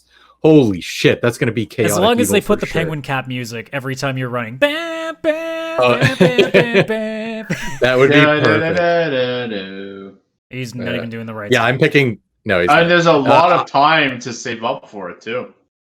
Yes, I'm buying it. Not with the new streaming room you're going to be seeing either next week or the following week after that. No, I've spent way too much goddamn money. With what? You know exactly what I'm talking The about. streaming room. Oh, okay. Fair enough. Anyways, moving on. But yeah, that looks pretty fucking awesome. Tales from the Borderlands. Woo, I guess. Yeah, I guess that's just important because they brought the Handsome collection over onto Switch, so it's like here's more Borderlands. But I mean, again, pretty cool. Capcom Arcade Stadium. Anytime you just put a bunch of old games together in a package. Did you say the Handsome collection? I know you're going somewhere with this. No, don't answer. Don't answer. He's going to use this to talk about himself. We agreed it was supposed to be called the Vishal collection. All right, moving back to something else. Stubbs the Zombie. That's what Vish is going to be in a minute because I'm going to kill his fucking ass. Yeah. Is that a remake or a new game? I think I don't understand what it was. I think it's just a new game. It was such a weird, like, I guess cool that they're trying out new things and stuff. Like as developers, new IPs are always cool. But I was looking at it, I'm like, I don't know if I'd buy this, but maybe I'd try it. I don't know. Yeah, if the price is right, it's that kind of game where you're like, man, if it's the price is right and I see some good reviews for it, you never know. Yeah. One game I was actually really disappointed they didn't reveal, and I thought they would have, is a new Castlevania game, because especially with the anime series and with Smash Brothers, I thought they would have revealed a new. Well, it's not really specific to Nintendo, so it's not something. I don't think that would have been on a Nintendo Direct. That would be something. Also, I feel like Capcom would just do on their own channel or something. Okay. Yeah, I feel like that also maybe they'd save that for E3. Yeah, that would also probably be an E3 with Sony, probably. I would imagine, but yeah. Unless Capcom, I think, is good enough now that they could have their own presentation if they really wanted to. I wish they would. I'd look forward to it more than I would like Ubisoft or anybody else. Yeah. Let's see. No More Heroes 3. I played the original, and that was about it. I'm always happy to see games like that making a comeback, because No More Heroes was pretty fucking silly fun. Like, it was almost like, that was like my first real, like, Yakuza sort of look like kind of game in terms of it just being like a crazy like hack and slash game that was just over the top. It didn't have the serious stuff that Yakuza did, so it was just basically the stupid part of Yakuza, which is still amazing. But yeah, which is still amazing. Yeah. Then there was Neon White, which was one of the weirdest fucking things I'd seen all the entire time. It looked like what would happen if Mirror's Edge was a card game. Oh yeah, that one. That was the best thing I tried to do when I tried to figure what the fuck it was. Because it was a first-person, it would be like Mirror's Edge and Superhot meets like a card game. It looks cool, but it also just looks so strange because you don't know what the Mirror's Edge meets Yu-Gi-Oh. No, definitely not Yu-Gi-Oh. Really? No, Yu-Gi-Oh a card game? No, this is clearly not that much of a complex system like Yu-Gi-Oh. It's just pick up a card and it does shit. That's really all it is. Yeah. And then there's some cool. Visual I'm not gonna lie, it looks like it'd be fun. But, it's one of those things, too, where I'm like, man, this could either be, really amazing or just really fucking not working. I'm picturing myself playing this, handheld mode, and, I'm doing this. I feel like the gyro is a part of it, and it's just, you're fucking all over the place, and it's like, fuck, I didn't play the right card. And people are like, what card game are you playing? That makes no sense. Did you guys ever play... Yeah, that game looked weird, but fun. This is going to be flashbacks to this one game on the NES. Did you ever play Yonoid? I know what it is, but I remember it. I never played it myself. So yeah, I've seen a lot of it. The boss battles were all this card game, and oh my god, it was actually very complex and risky to play that. So game. Not like this game. It's no, but I mean, it definitely wasn't like this game. If I'm thinking of what I remember, it was actually it was a very challenging card game formula that they had before each boss battle. It was intense. You know what else is really challenging? Me trying to get interested in DC superhero girls teen power. Because that art style is fucking horrendous. This is a game for people's daughters. I know it's not for me, you want to get but one I can't even imagine daughter. being a 13-year-old girl and thinking that looks good. That looks horrible.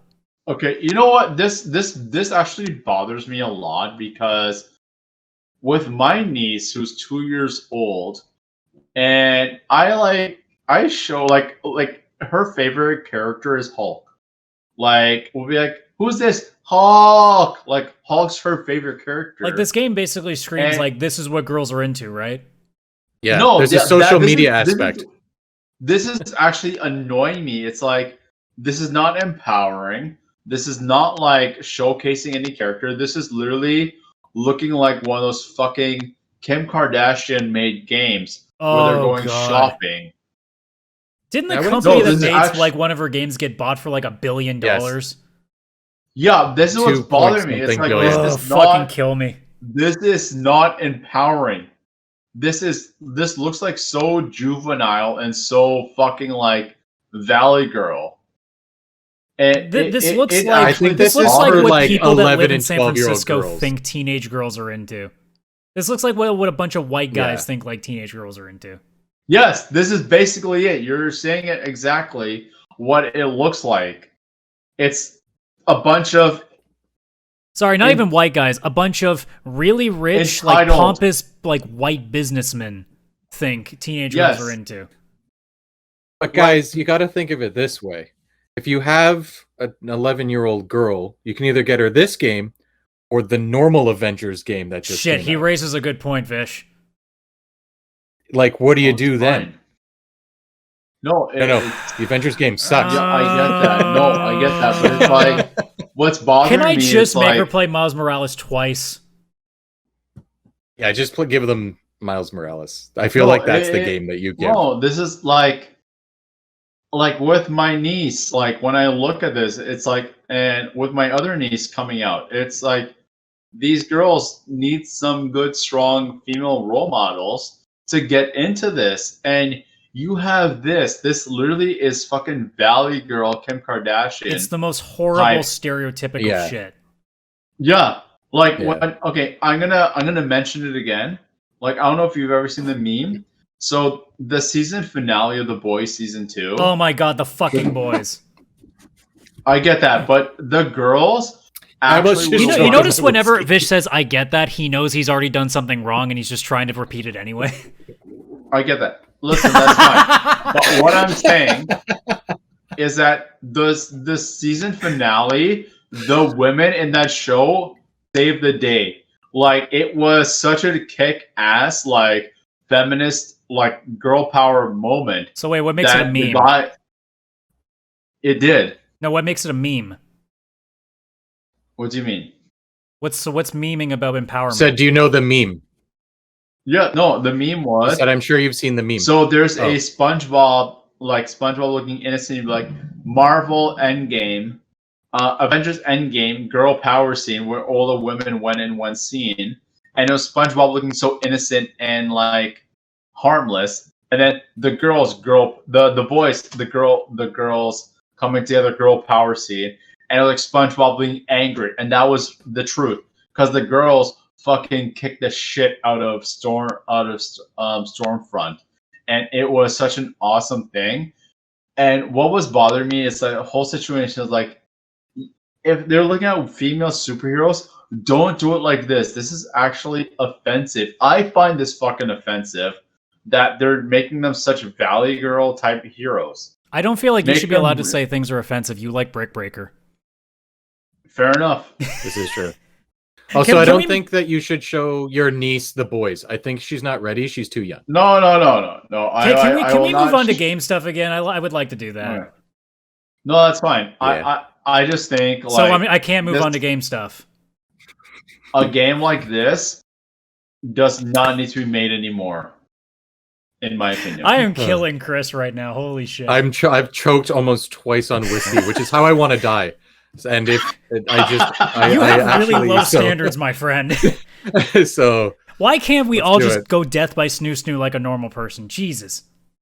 I want some Exactly. whiskey in my Death system. by Snoo Snoo. You okay? Fine. Death by snoo snoo after whiskey. Deal. All right, cool. Or with whiskey. Well, no. You won't have time to swallow anything when she's choking you with her legs. It's just not gonna happen. Yeah, I feel like Snoo would make it so I can't drink Yeah, no, you're just, anything. Moving on to video games again. So a couple small things: Plants vs Zombies, Battle for Neighborville, whatever, cool. Plants vs Yeah, Zombies, cool. meh.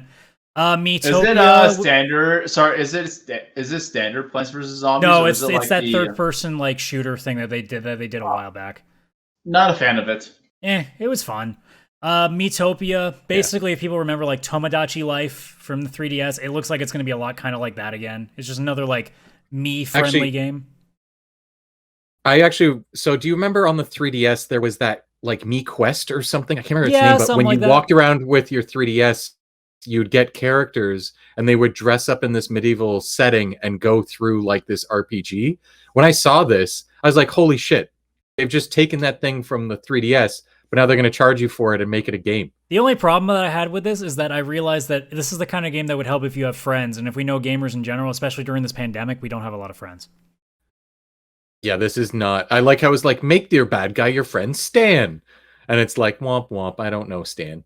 There's like, you might not have any friends. I don't know anybody. Also, how the hell would you know anybody, Nintendo? Yeah. You still do the stupid friend code bullshit.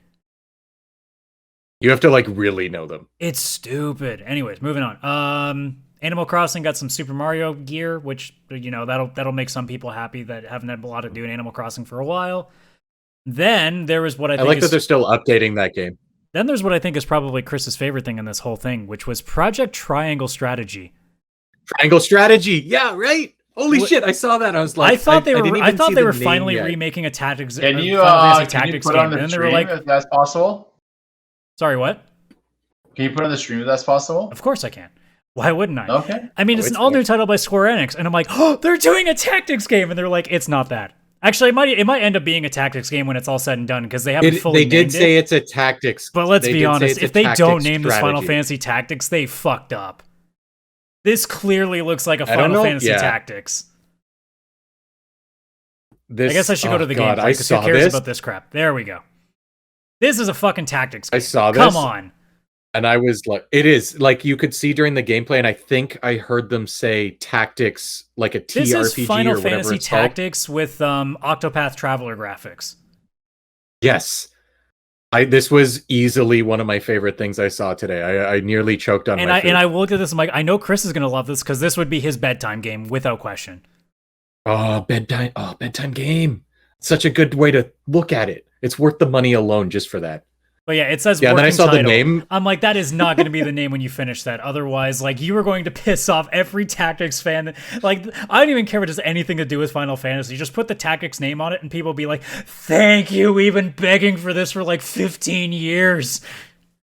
They've made a million fucking Final Fantasy 13 games, but they won't make one more Tactics.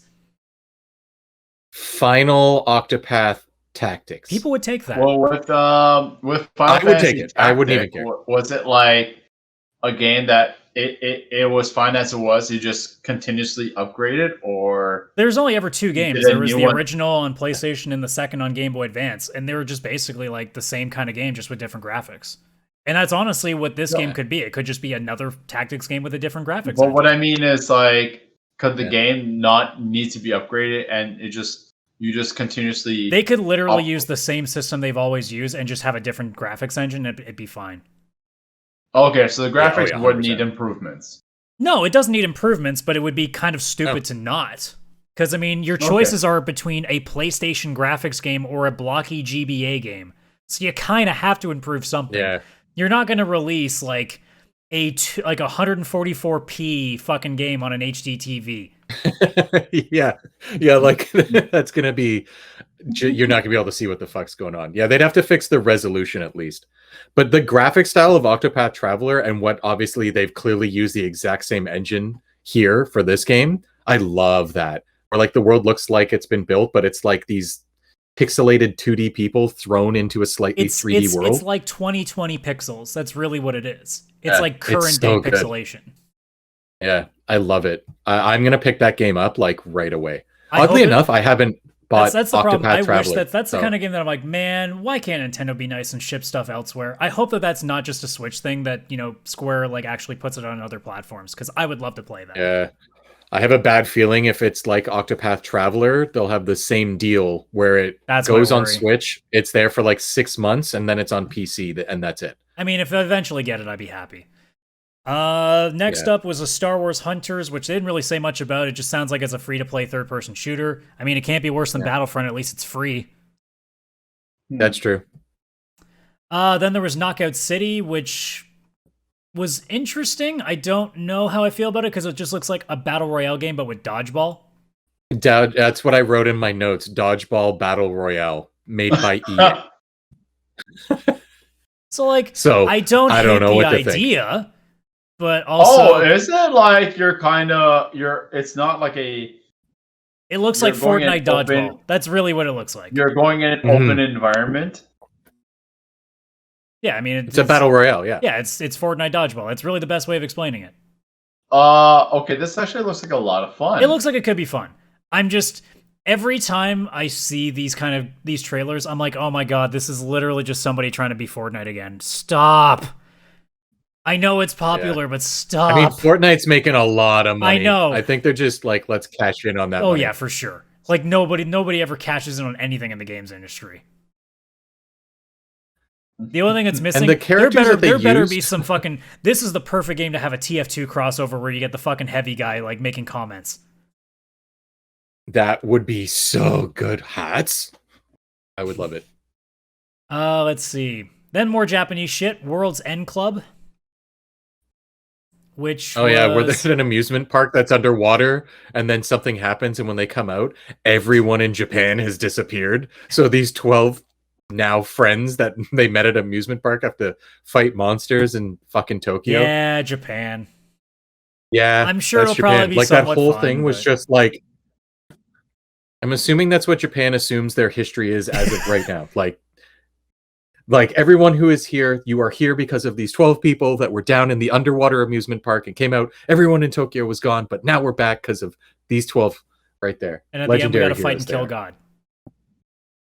Of course, you start in the amusement park Excellent. and you have to kill God so you can bring back Japan. And Well, wasn't the joke is that's the plot of Naruto? No, that's just the plot of JRPGs. Oh, okay. Yeah, that's Naruto's Speaking just a of, JRPG put on the TV. Speaking of killing God, I don't actually know if this is true or not, but Hades is coming to Switch. I mean... Hades is already on Switch. I think that's just a physical release Oh, okay, note that of, makes like, sense. thing. I also Yeah, it was find just that letting weird. us know that they were I going to do a find that physical strange when like digital-only games suddenly get physical releases. Like I know people that, or no, I don't know people. I've seen like people on Reddit that show their massive collection of PS4 games, and they're all indie games. Like it's the PS4 version of Don't Starve. I'm like, why? Yeah. Yeah, why? I don't But get then it. again, there are It's those just people so that they really can have see to it. collect everything. So you gotta catch them all. That's true. Ninja Gaiden Master Collection, cool, I guess. Okay, so I played one of those games. It's awesome. They're hard as fuck. They were like the Yeah, old, they they were are. like the original Dark Souls on like the Xbox like 360 era.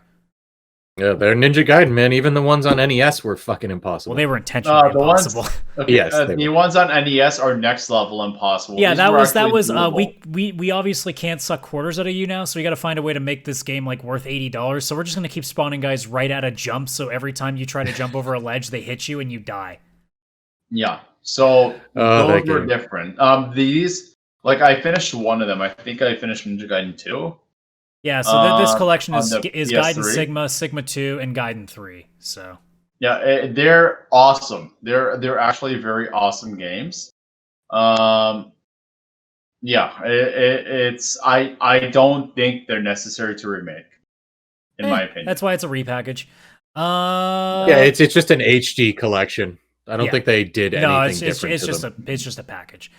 Expansion pass for Hyrule Warriors, so just some more Hyrule Warrior shit, no big deal. Bravely Default 2, which is a game that people were clamoring about for a long time, finally coming to Switch.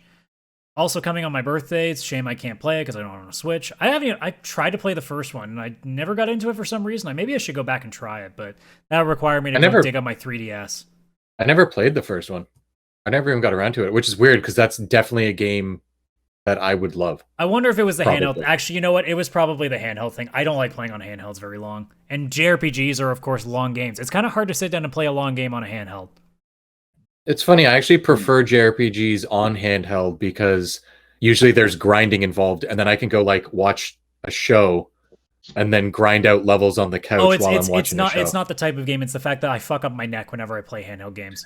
Oh yes, no, you would not. That's why I love the PlayStation TV. I wish that when the 3DS was around, that Nintendo did something similar, so I could play 3DS games on my TV. I would have killed for that. My hand like cramps. a PS Vita. My hand cramps on 3DS.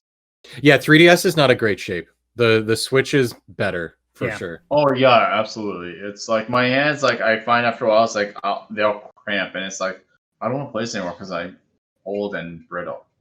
A couple more remasters: Ghosts and Goblins, Saga Frontier as well. Both cool additions. Yeah. More Apex Legends stuff. No one cares if you're not already way deep into that. And then we finally get to it. The game that we have said 1,000 times on the show needed to be put on Switch finally is going to come to Switch. It's Legend of Zelda: Skyward Sword HD. Yeah, finally! Yay! Took them long enough.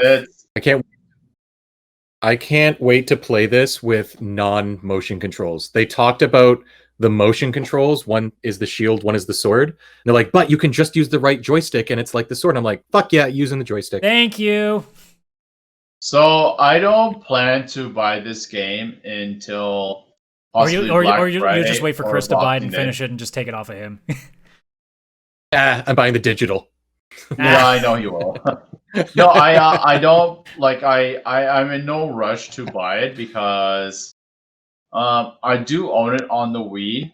I haven't played it or obviously finished it on the Wii, but I really wanted to because it looked like it was amazing. And I remember Chris saying it was a 10 out of 10 when he played it, and I really wanted to play it. I think at that time the PS4 was coming out, and so was the Wii U.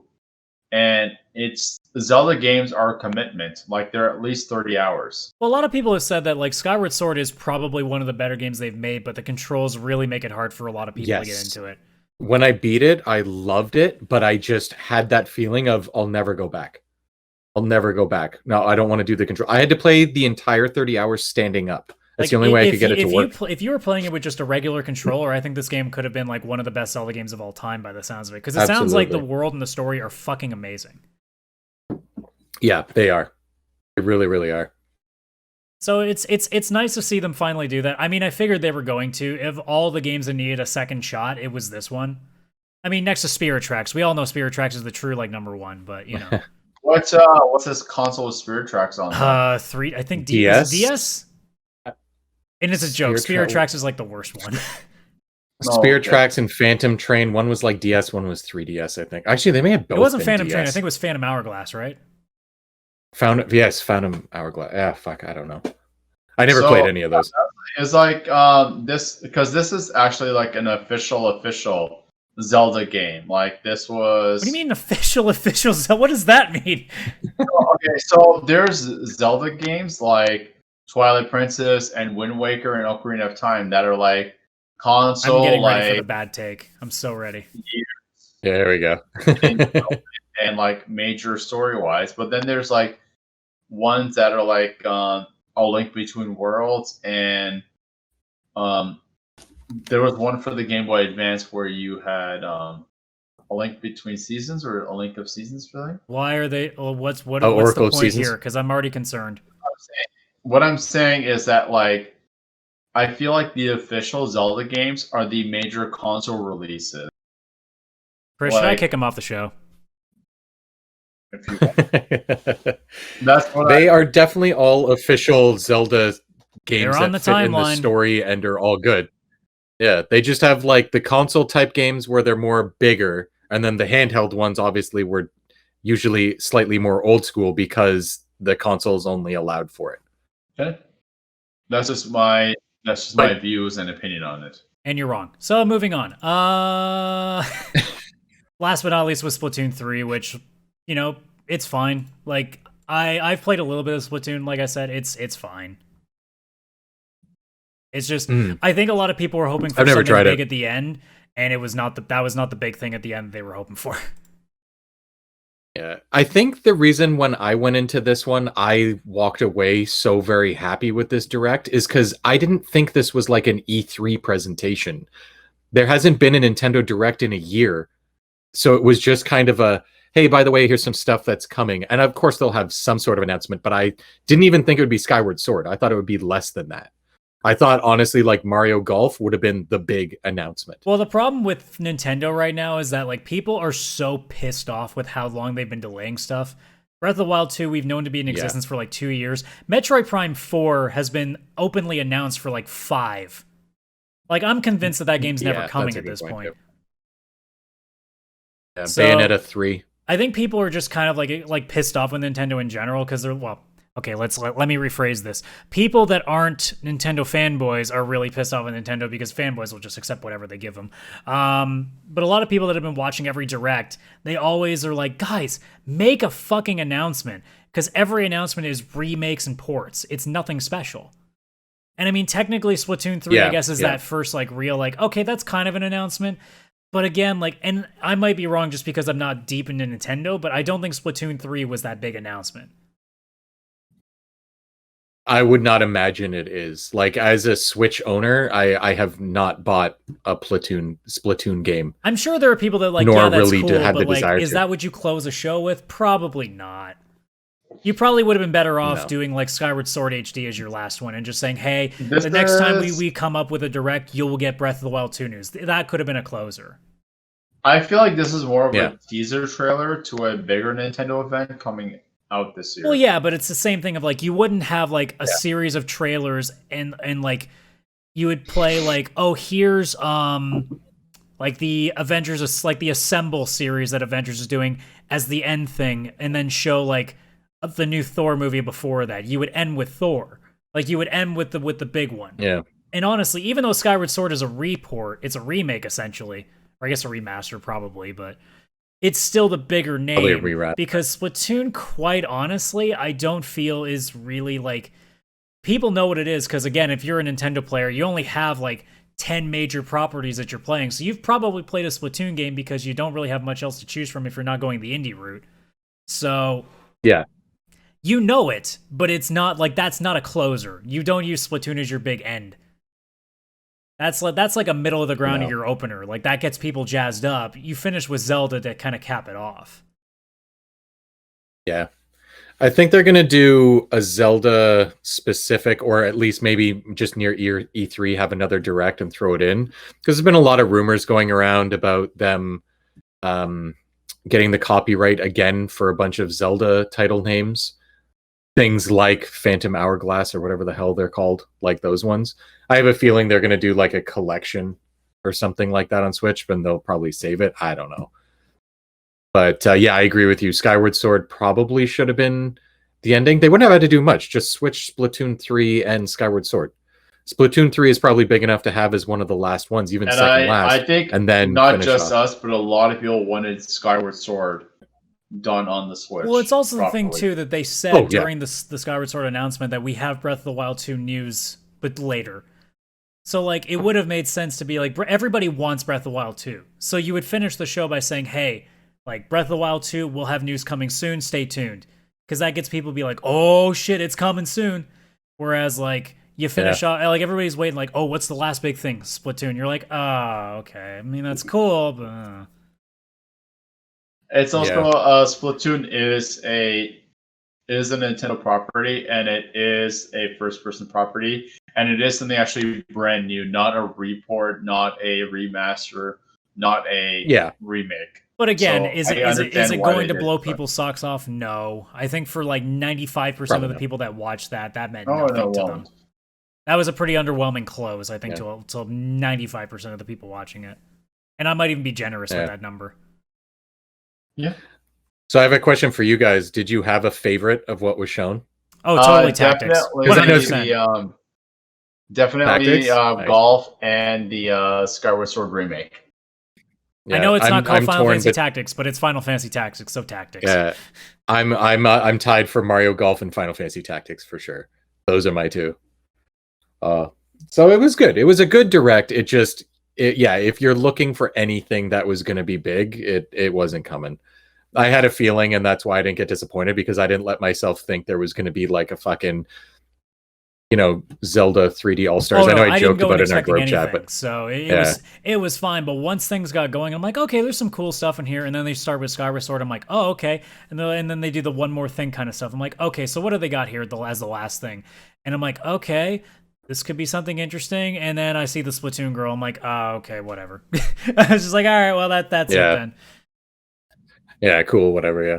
Yeah, this was definitely a direct where if you already own a Switch, it's like, hey, here's some things to look forward to buy. But if you don't have a Switch, there's nothing here that's probably going to get anybody to go out and buy one. Yeah, and it makes sense because I think this whole thing was supposed to be stuff coming out in the next 6 months. So it made sense. Yeah.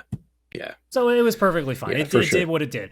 It's certainly like, it's the same with the state of plays for Sony. Like everybody gets so mad at them because like, you didn't show anything cool. It's like, guys, like it's not an E3. Like they're not going to show you God of War gameplay footage. Yeah, it's like when you go to the movies and there's trailers before the movie. There's going to be some that are fun, but don't expect to have your fucking mind blown every time you go to the movie theater seeing a new trailer. Like these are just like, hey, here's an advertisement of a bunch of games coming. We'll try and hype you, but here they are. I'm trying to stall this as long as I can because I need Vish to be here for this last thing because it's literally about me just wanting to take a shot at him again. So this is really frustrating. So let's see. Just briefly, like, what do you feel about 6 Days of Fallujah? Because there's again the controversies kind of come back about that game and it's kind of weird. Oh yeah, that one. It's interesting though because the initial cancellation of that game had to do with military veterans being upset about it. Now it's the opposite. Now it's people not wanting people to now it's people like against like the whole showing the other side of it. Just strange. Yeah, it is an interesting one because it's kind of like kind of game. If this was if this was a movie, no one would be upset about it. That's the thing because it's like you can make a movie.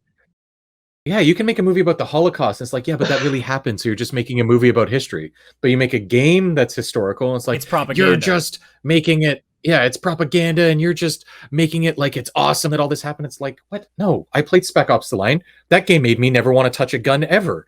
Well, the frustrating thing, too, is that a lot of people have started talking about 6 Days of Fallujah being like, oh, it's promoting like the Iraq War. And the developers have come out so many times being like, no, it's fucking not. We're not. It's not a pro-war game, guys. It's about showing the harsh realities of it.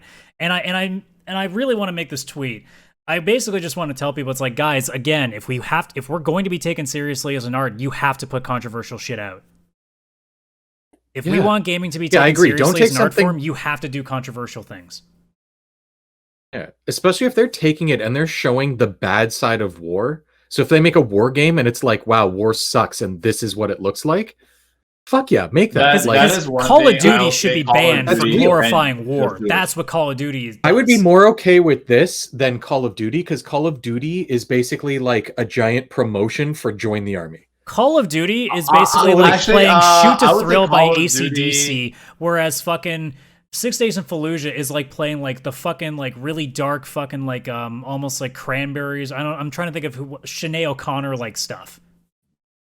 Call of Duty 2, Call of Duty Black Ops 2, like when they did that Russian roulette part in Vietnam, that shit made me like shiver. But it doesn't make you not want to be a soldier. It just makes you not want to play a game of Russian roulette. Call of Duty, makes a lot of kids fucking want to go shoot guns. 6 Days in Fallujah should make you not want to do that. Yeah. That's my hope with 6 Days in Fallujah, that it makes me not want to ever put a gun in my hand. What console is that for? It looks like it's going to be everything. It looks like, well, I mean, not Switch probably, but it'll probably be like all major consoles. Yeah, I don't know if Nintendo would even if it could come to Switch. I feel like Nintendo would be like, not happening. No, Mario, no what? Mario does not want. Now that Vish is back, because he decided to leave for a few minutes, I have to see what Vish's reaction is to this thing, because I'm sure he's already seen it, but I know that he's the guy that doesn't like this kind of stuff. So, Vish, what did you think about the Unreal Engine MetaHuman graphics engine showcase? Because you're the one that's like, oh, games are too real. And then this trailer popped out and I went, oh man, this is amazing. Yeah, that is crazy. I've also wanted to see what I would look like as a gaming character. I want to see if because I think you can get the tool. I want to see if I can make how close to myself I can make in this. Yeah. It's so creepy. You can see yourself, basically make yourself and then age yourself. Okay, I have a few conflicting 60 years things about this. Is the reason I am not fully 110% opposed to this is that the fact is, if you can use this facsimile or avatar as a character in a mainstream video game, I think it'd be cool. It'd be like, oh shit, I can make myself into a Assassin's Creed character or a Zelda character or a even Call of Duty character. So that's one reason I'm not 110% opposed. Well, the to reason it. that I put it up is because you're the one that thinks we're already getting too close to realistic in games. I know this is more what I'm looking at is more of a personal experience. It's like, hey, what would I look like No, as no. a This is a character? graphics engine to be used in video games. This is not a tool. Yeah, this is Unreal Engine. This is them showing off. This is what Unreal Engine's capable of. So this is showing what games are going to be able to do. Like this is what Horizon 3 could do. If it's a personalized experience where you No, can it isn't. It isn't full engine. That's why I wanted to show it, because I know how you feel about games getting too realistic. This is the whole thing. It's like, while it does look realistic, it's still a game character. It still looks like a game character. I just think that like it doesn't need to evolve beyond that. And again, I don't know if we actually had a full conversation, but here's my question. Why can't it be too real? Because at some point, let me before, because I know you're going to interject before we finish. Okay. You know, at some point, whether we're alive for it or not, assuming we're even alive long enough on this planet as a species, but that's neither here or there. We're going to get to a point that we have like augmented reality where we're seeing things completely real and playing games within it. So the inevitability is that we're going to get to this point. So, I mean, we already technically sort of have it in some aspects too. So my only thing is like, why would we not want it to be real? Because it would be a lot easier for us to escape our really, really crappy real life to enjoy something that looks very much like real life. Well, there's, from what you're saying, I have a few conflicts about that. It's like, escaping real life to that extent doesn't change going back to reality. No. I'm not saying we need to fully escape it. I'm just saying like it's nice for a 4 to 8 hour experience when you're not at work or you're trying to do something else. Like, why wouldn't you want that? Because I think it could damage people mentally, that the reality looks so real, but it's not real, that it's going to make them break down and be like, I want this, my reality. Why is this not my real? It looks so real. It feels so real. I feel sorry. This is a situation that was in the first Harry Potter movie / book, where there was a mirror that would show what you want your life to be like. And Dumbledore had said that people have gone insane looking at this mirror. So I think one issue is what you're saying is that people will be so disattached from reality with an alternate false reality of that it can cause some severe mental Well, yeah, issues. but they already do. We already have that. We've had that since the very beginning of gaming. Like this is almost the conservative point of view where it's like, oh, it's going to make people want to go and kill other people at school. It's like, dude, like. I'm not saying that. I'm just saying. No, but you're making the equivalency in a sense, because that's really what we're talking about. Like, yeah, people are going to have issues with this because they're going to want to escape. No, let me finish. They're going to want to escape reality. Like that, but there are always people that want to do that. What do you think people are that play World of Warcraft every day, all day? What do you think people are that play nothing but The Sims and try to relive their entire life? There is no avoiding it. It doesn't matter whether the graphics are real or not. So your point is that realistic graphics are going to make it worse? I don't think it changes anything because it's already been a problem before. I'm not saying that realistic graphics are going to make it worse. I just think. Well, you're making a moot point because we already have the problem you're telling about. If you want to feel that way, that's fine. All I'm saying is that I think if I want to feel that way, it's fact. No, all I'm saying is that with gaming is a experience. Gaming is an interactive graphical experience, and it doesn't need to be ultra realistic that you can't, like, you go to a game and it looks just like real life. I think it should have an animated aspect where it's not real life, because that's the thing with gaming, is you're playing a false reality but experiencing it as an Well, no, alternate but character. I have to push back on that because the graphics have nothing to do with it. The graphics have nothing to do with people's loss of reality.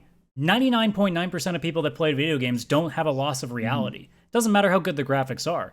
It's already mental issues that are born from it already. Like I said, people have been lost in video games since the very beginning of the industry. It has nothing to do with how realistic the graphics are, because us dumb fucks thought Gran Turismo 1 was the most real game could be. And look where we are. So No, there was one golf game on the PlayStation. I still live my life like Grand Theft Auto 1. Go on. I said Gran Turismo 1, but thanks for listening. Oh, you said Gran Turismo 1. I thought you said Grand Theft Auto 1. I'm like, yeah, that's my life. But no, like those graphics too. Like that's my life. I know what you're saying, Vish. The only problem is I don't think the graphics change anything. We already have that problem. It's just more or less something that reality has to do to change that, because there's nothing a video game's going to do to help us. Whether we have the graphics or not doesn't change anything. It's life that has to change. It's reality that has to change. It's the systems that we live in that have to change. There's a reason that people get lost in games. It's not because they're real. We don't get lost in The Sims because we want to be in this life that's just, you know, like it's a video game that has a world. No, the reason we're there is because the life that we live currently, the society that we live in, the system that we run in is what's terrible. The gaming has nothing to do with it. We would go to anything. Why do you think people get lost in sports? Why do you think people get lost in TV shows? And TV shows are real. Sports are real. And people get lost in those in the same way. That's why I don't think the graphics matter. It's less to do with the gaming itself. It has more to do with the life that people live. I hear that. Another feel I just like a lot of times is the advancement of the gaming industry is more focused on the visual graphic aspect. Where Not anymore, I wouldn't think. No, it has been for a few. Maybe not. Not anymore. I think we're at that transition point. We said it during the last consoles. It's all about the processing power. Between the PS3 and the PS5 now, I will agree with you. It isn't like that as much anymore because they're focusing more on the experience of it. Where it's been for so long, they've been trying to improve the graphical elements of it, and I don't think graphics need to improve anymore. I think. Well, why can't we do both? Because I just think a game still needs to look like a game. It doesn't need to look like IRL. I'm not saying it's never going to look IRL. Unless we have augmented reality, it's never going to truly look IRL. Like, I looked at the MetaHuman thing, and I know it's not real. Mm-hmm. It's not hard to differentiate that it's not real. You're not turning on Resident Evil 8, you're not going to turn on Resident Evil 19 and think you're playing a real game. You know as soon as you pop that disc in, or assuming we still have disc back then, if you pop this digital thing on, you know you're not playing a real thing. I get that, Adam, but that's what I'm saying is that I think the realism aspect of how the characters and everything looks doesn't need to go any further. I think that's dumb. That's anti-future. But for example, Adam, if Resident Evil 8 was made with graphics that look like IRL, how would you feel about that? It'd be an even more horrific game. I agree. So it would be better. I would not touch that. So it would be better. Vampire Lady. No, I just think it doesn't. At a certain point, it doesn't look like a game. It just looks like an alternate reality. But it's not gaming anymore. It's not. Okay. Like, you're basically saying that we should stop trying to advance anything ever. Like, which is I'm not saying that. What it is like you should advance some things, like maybe the environmental elements and the so make it more real elements. Yeah, but the actual visual realism of it, I don't think. Now I'm understanding. What do you mean by the environmental, but not the real thing? Like, what is it characters? Is it like, what is it specifically you don't want to be advanced anymore? Like I said, it's like, for example, let's just say The Last of Us 2. If you can pop it up here, it looks I know what you're talking about. Just tell me what specific thing. Is it the character models? The character models and the environment. I don't like because then I'll push back at that immediately because we still can't get it right. Mass Effect Andromeda exists. We still don't have it even remotely close to being correct. Okay. But Yeah. all I'm saying, these are just my opinions and views. That's fine. That's Again, what a take it with a debate grain is. of salt. Yeah, take it with a grain of salt. It's just, I think at a certain point, you don't need to enhance the realism of gaming any more than you need to, because But we don't know after what a that while, point is. We all have different variations of that point. okay. I think 2 years from now, if they keep advancing, I'm sorry, 2 generations from now, it's gonna look like the gaming is gonna look like IRL. It will not be And IRL. It will never be IRL. It will be augmented reality that's before about we 20 do before we years. gaming. That's about 20 years from now. No, it will And never be like that. It will never get to that point. We would just jump to AR at that point. There'd be no point in making the graphics that real. Yeah, but then like you're kind of like agreeing with me, but not agreeing with me on that. No, I'm not agreeing with you at all. I'm saying we'll never get to the point that we have to stop. So I'm not agreeing with you at all. We would just switch the industry. Okay. Chris, you've been quiet. What are your thoughts? Honestly, my thoughts are I'm fine, obviously, with updating graphics because it's going to happen whether we want to or not. So I've just accepted it.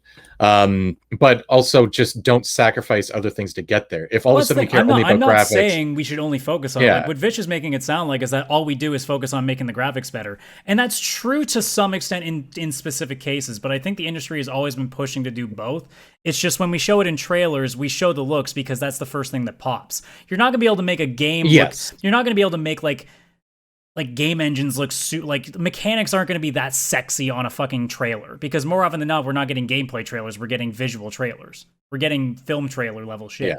So the graphics are always more important first.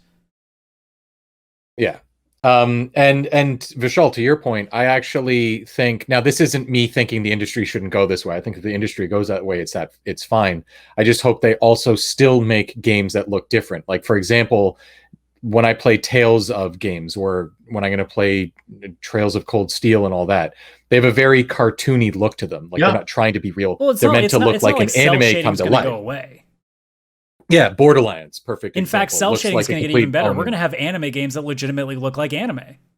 Yeah, or the South Park games. They literally look like an episode of South Park. Like they'll up those graphics, right? And no one will know. more often than not, and I know what Vish is worrying about, I don't think it's going to get to that point, because more often than not, the games that are going to be super realistic are going to be your games like Heavy Rain and Detroit Become Human.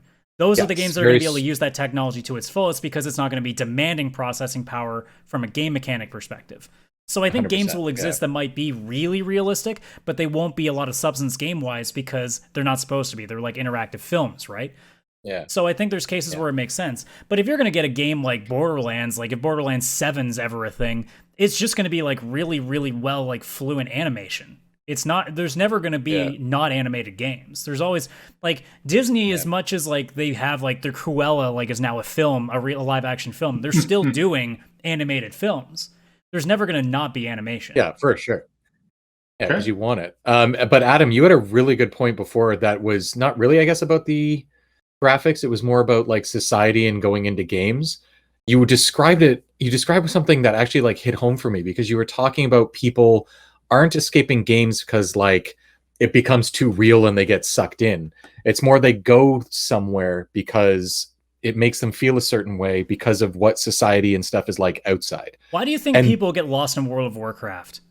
Because you have friends. You actually accomplish things. You're important. You have value. Yeah. And There's it's a funny reason because that we get lost in that shit.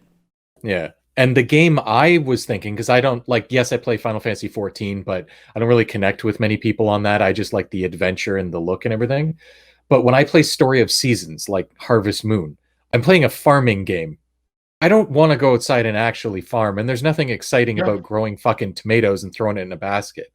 But that world that game is around, where it's about wake up, do your things, go into town, literally every single person in town is the nicest person you'll ever meet in your life, and you live in a place where you have no city and no pollution, and you go into the mountain and like pick flowers to give to a girl that you're interested in, and she's happy that you did that, and like you can fall in love and have kids. Like you can live this perfect life almost what we wish society would be like. It's what conservatives 100%. think the world is.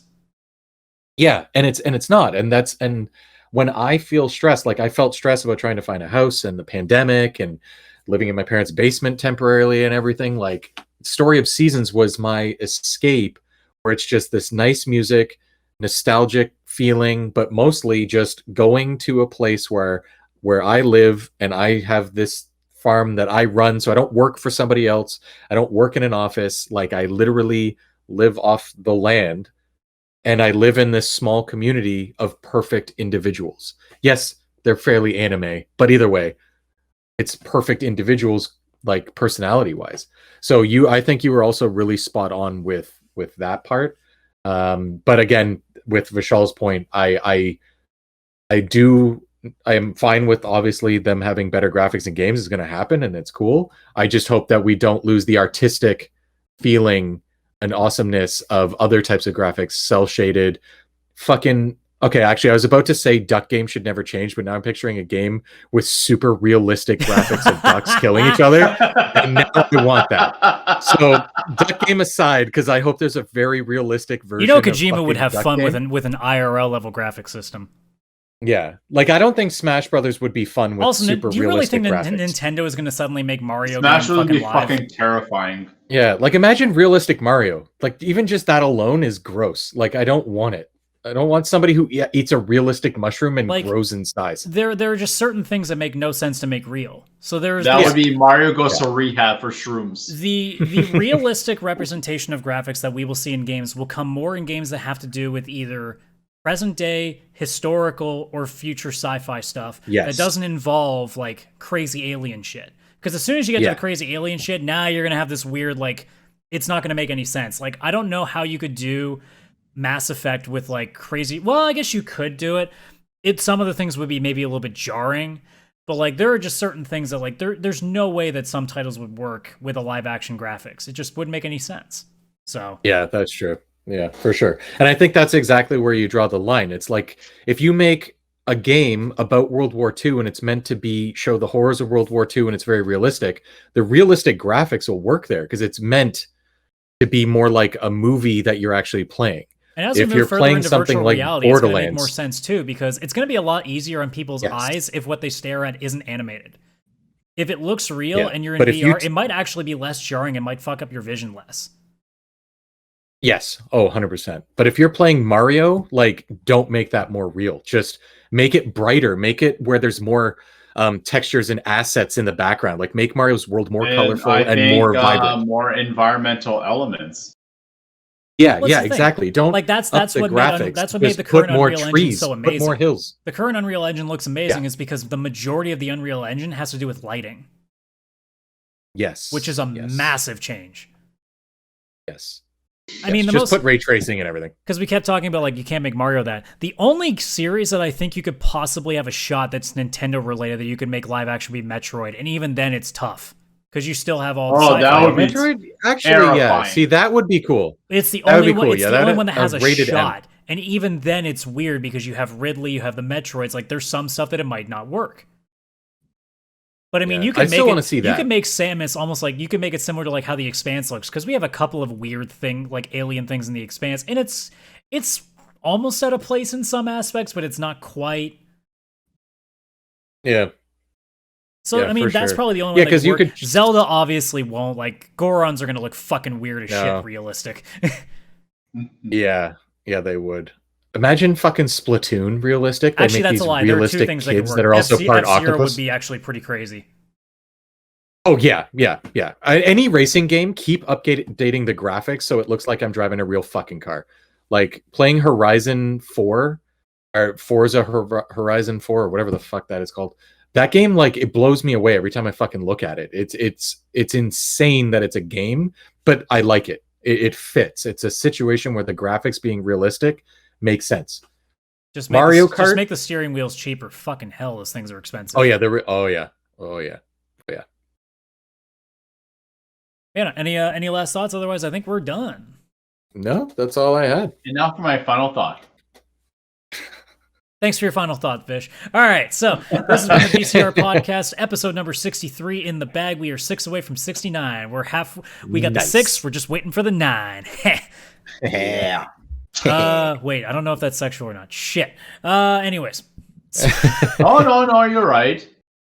Wait, because what 69 represents, if we just have the 6, doesn't that mean we're just laying alone? Yeah, it's kind of depressing. And then 9 is never mind. Never mind. I need my 9.